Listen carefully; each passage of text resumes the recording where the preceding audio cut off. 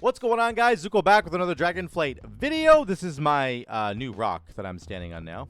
This is it. It's where all my videos are going to take place from now. We are, of course, down in the new zone. I'm having a blast down here. I wanted to give an update to the starter build that I was going to try in this new patch. I did it about 5 days ago. My enhanced starter build for 10.1. I did that video. So if you're wondering about like a deep dive on this build, go check out this video. I'm going to talk about how the build is performing right now. I know you're all going to complain about my YouTube being white instead of black in the back. And I mean, you guys go ahead, launch all the complaints right now. It's totally fine. But we're going to talk about that build and the talents that I've set up. I have some footage.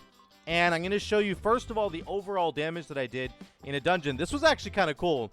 I ended up doing a dungeon with Liquid Max. That I asked them at the end of the dungeon. These guys were all from Illidan. And Max was on his undead Brewmaster. He did so much damage. But we were pumping, actually. And this was an off-stream key that I did. So, unfortunately, I don't have footage exactly from this key. This was a Shadow Moon Burial Ground. But the damage breakdown's pretty good. This is kind of what your damage is going to look like with this build.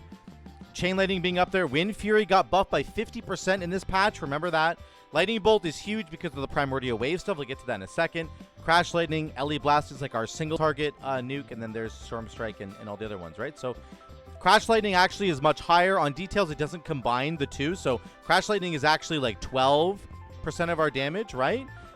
Which is super good, 12.5 almost percent. So it would be the highest damaging button that we actually have. Of all of our buttons, Crash Lightning plus the proc that you're getting from Crash Lightning is the highest, which is super cool.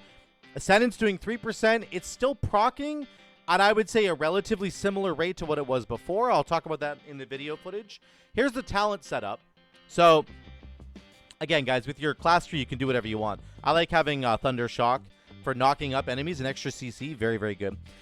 You have a little bit of fire here. You need to be able to spread your Lava Lashes because you're doing a Primordial Wave combo. That's why your Lightning Bolt damage is so high, right? Lightning Bolt damage ends up being huge because you get those Giga Chad Primordial Wave Lightning Bolts going up. You spread it around. You have Molten Assault for that reason. The rest of your damage is going to be like Wind Fury damage plus Ascendance procs. And you have Legacy of the Frost Witch, which ties it all together. You're constantly trying to make sure you're aware that your Storm Strike is going to get reset by your potentially your next spender.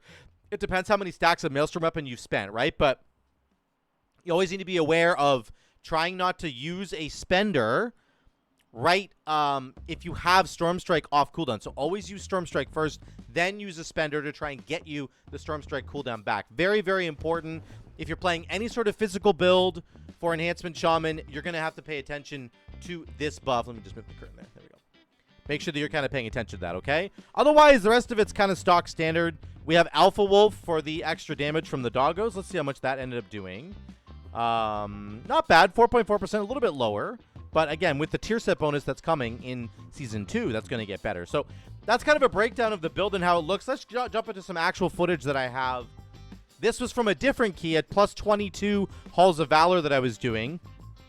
You can see by the end of this pull, we were a little bit behind everybody else, but not by too much. The Arms Warrior was clapping, which was really good. Great on him to have that kind of damage, but we did okay there. We were just behind the Rep Paladin, who I think Rep Paladins are in a very, very strong place damage-wise. So here's some single target damage. The single target damage is actually not bad. You have to be very, very careful how you're managing your Legacy of the Frost Witch buffs, though. It's so imperative that you do that correctly. If you're not doing your Legacy of the Frost Witch buffs correctly, you will run out of Maelstrom weapon stack generation, and it'll feel kind of awful. So just make sure you're kind of on top of that. That's a big part of this build. I saved my Primordial Wave for a little bit too long. We also don't have Lust here because it's a fortified week, so we used our Lust on the pack beforehand. This is, of course, with the new dungeon system and the, not dungeon system, but the new damage system that's coming through. Players have 25% more health. Monsters deal 25% more damage. You can really feel it, and I had some people talking in my other video about, damn, it feels like healing like really sucks now. And I understand that idea, but here's some off healing that we get to do as a DPS player, because off healing was buffed. Tank healing and sustain was buffed. It's only straight up healers that got kind of nerfed. So Right here, he's about to do Horn of Valor. I pop Ancestral Guidance. Watch my healing here. Look at the health bars fly up. You can't see it. Unfortunately, I have healing done overall. I'll show you the healing done overall at the end of this fight. But everybody got topped up really quickly there. And, of course, the Druid is doing lots of work healing us. But I think that there's a big opportunity now in the game for off-healing and tank healing to be really strong. Because healers did kind of get the nerf bat there with the 25% buff to health and damage. So we're doing about 60k. It's not terrible. It's actually not terrible. I could have played this better, for sure. I need to work on my single target. But I'm actually happy with it. I think by the end of the fight, we end up very close to the Paladin. A little bit below the Paladin there. 59.8. He did 60.5. So we were right on the cusp there. Not bad. And the healing overall didn't change much. That's my fault that I didn't have the healing up there. But anyway, it's just good to see that you could do a lot of extra off healing now. We're starting this next poll, and then we start doing some big damage here, which is really cool. The nice part about this physical build, guys, the only real cooldown that you do have Doom Winds, of course, as a cooldown, but realistically, your main cooldown is Primordial Wave. Otherwise, you're just doing lots of damage. Like, between Crash Lightning, Chain Lightning, and Storm Strike, proccing more Crash Lightning damage, you have a ton of AoE damage.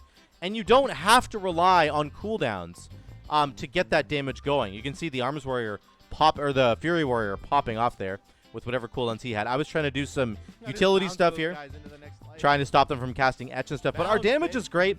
And over the course of a fight, you're going to notice with this build that your damage will catch up. You might be behind everybody at the beginning, but with the new Ascendance changes, it is so clear to me that the damage really catches up over the course of a fight. I'll get a proc on Ascendance right about here, I think. Right there, we get a proc. And you can see we catch right back up again.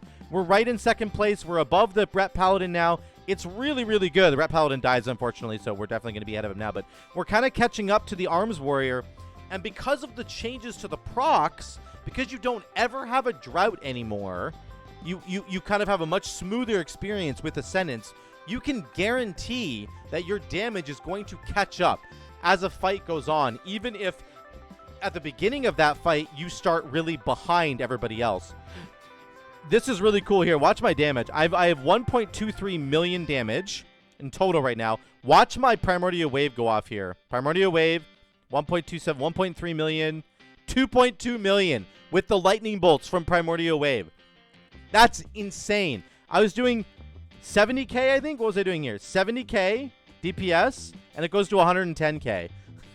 So this is why you have to have the Primordial Wave combo. It is just way too much damage. Besides the fact that it gives you 50-60% haste, those lightning bolts hit so freaking hard. It's insane. You have to take it. So that's kind of why the build is structured the way it is. Again, everybody kind of dies here. The DH is having a really difficult time with all the Mortal Hues. So people are getting used to the new dungeon environment and the amount of damage that's coming out. Honestly, on every single plus like 22 that I tried the other night, we failed almost all of them because people just didn't understand kind of how much damage was coming through. But you can see here, we're still doing a lot of damage. I'm doing 120k. It feels pretty good to me. And I think it's fine. The damage is fine. It's there. Even though this fight is completely scuffed, this poll is completely scuffed, we ended up dying earlier. Just try to keep in mind, how does it feel to play? The build feels really good to play. The damage is actually pretty exceptional, in my opinion. The AoE damage is really strong. The single target damage is not bad. It's actually not bad. It can use some work, but mostly that's about me managing my Legacy of the Frostwitch procs perfectly. If you manage them perfectly, you'll do a lot of extra damage. I end up dying to the Mortal Hue there. Here's another example of this is just 3 target cleave, and we end up starting to do a lot of damage here. Like, here comes Wolves, the Lightning Bolt going 80k right off the bat, and then Crash Lightning, Chain Lightning, and we get some splash. Crash Lightning once again. Storm Strike, Chain Lightning, right? We get a proc on our Ascendance, and then we're really just 130k, 140k almost on 3 targets. Like, it's really good. The damage is really good. There's nothing wrong with it. I haven't even popped Doom Winds yet. I tried to, and I couldn't get within melee range. It was really sad. But the damage is actually solid. This is only 3 target cleave, so we were able to really carry. None of the other DPS are here, so don't worry about that. But just focus on what our damage in this fight. Very strong. Lightning, Chain Lightning hits really hard. That extra haste bonus that you get from the Primordial Wave stuff, really, really good. Like, I get hit by Mortal Hue there. Hold on. Does it go back? Oh, yeah, that's the very end.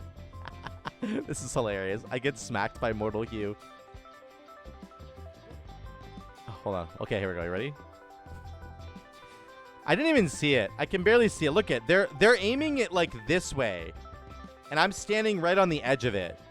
Like, come on. What? The reaction's just hilarious. But the damage is really good. Let me just sum it up really quick, and I'll just say that the damage on this build is really solid. It's a very simple build. If you're like frustrated playing the Hailstorm build, having to like build stacks, then use a spender, then use Hailstorm, then use a spender, then use Hailstorm, you don't want to miss using a Hailstorm. If you're kind of sick of that, this is a much simpler build to execute. You have a couple of DPS cooldowns, right? Doom Winds, but mostly Primordial Wave, as I was saying before. You want to make sure you get that Primordial Wave and spread the Flame Shocks around. Get a good detonation with your Lightning Bolt, and make sure you get that extra damage and extra haste. That's a big thing. And then you're, honestly, guys, you're just pressing Storm Strike, Crash Lightning, Chain Lightning. These all feed off of each other. Your Crash Lightning has a very high chance to give you your Stormbringer, which gives you your Storm Strike back. Your Chain Lightning will reduce the cooldown on Crash Lightning. Your Chain Lightning will also proc Legacy of the Frost Switch, which gives you back your Storm Strike. They just bounce off of each other over and over and over again. It's a very simple build to execute. So if you're really tired of executing the Hailstorm build, you can run a build like this, and it will perform really well for you in Mythic Plus. I promise you. I've been impressed with it so far in the patch. It's been performing well, and I think that if you guys want to run something like this, you should go ahead and do it. It's doing a really good job. I will post the talent tree down below. Don't worry, you can pick it up there. But let me know what you guys think in the comments down below. I just wanted to give you an update on that build. This was my starter build for patch 10.1. I'm really excited about it. It's performing well. If you want to do it as well, jump in and have some fun doing the physical build with me. So thank you guys so much for watching once again. I love you all. I will see you in the next one.